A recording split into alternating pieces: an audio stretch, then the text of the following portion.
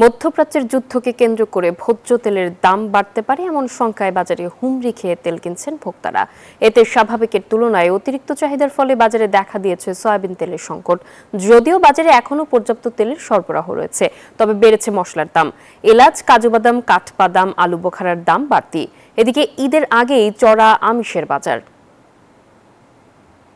বৈশ্বিক সংকটের সময়ে মজুদি যখন ভরসা, তখন টালবাহানার শিকার জনসাধারণ। তাই দাম বেড়ে যাওয়ার শঙ্কায় চাহিদার তুলনায় অধিক কেনাকাটায় ব্যস্ত ক্রেতারা। যদিও সোমবার বাণিজ্য মন্ত্রী জানিয়েছেন, বাজারে ভোজ্য তেলের পর্যাপ্ত মজুত রয়েছে, তেলের দাম বাড়ার কোনো সম্ভাবনা নেই। রাজধানীর কারওয়ান বাজারের দোকানগুলোতে সয়াবিন তেলের পর্যাপ্ত সরবরাহ দেখা গেছে। দোকানিরা বলছেন, ক্রেতাদের বাড়তি কেনাকাটায় তেলের সংকট দেখা দিয়েছে। জ্বালানি তেলের দাম বেশি মনে ভোজ্য তেল পাবো না, তো দেখা গেছে আপনার 5 লিটার দরকার, আপনি বাজারে এসে এখন 20 লিটার নিয়ে যাচ্ছেন।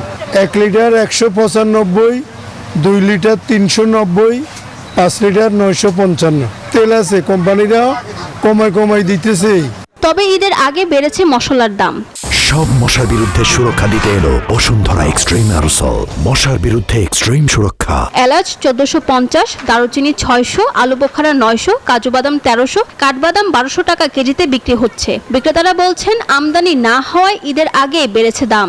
কাজু বাদাম কোন, জিরা কোন, মানে যেসব পণ্যগুলো বাইরের থেকে আসে, ওইসব পণ্যগুলো মোটামুটি 150-200 টাকা আপ ডাউন হয়েছে। সব জিনিসেরই দাম দাঁড়ায় ইচ্ছাকৃতভাবে, কোথাও দেখা যাচ্ছে স্টকে নাই কিংবা অল্প, আবার দেখাচ্ছে আরো বেশি দাম বাড়বে, এটাও একটা কারণ। এদিকে বাড়তি দামে বিক্রি হচ্ছে মুরগি। ব্রয়লার 210, সোনালী 340 টাকা কেজিতে বিক্রি হচ্ছে। ব্রয়লার 210 টাকা, সোনালীতে 340 টাকা, লেয়ার মুরগিরা 300 টাকা। দাম বাড়তে, দাম কমার সম্ভাবনা না। যারা মধ্যবিত্ত, যারা অল্প বেতনে চাকরি করে বা অল্প বেতন পায় মাস শেষে, ওদের জন্য খুবই কষ্টকর।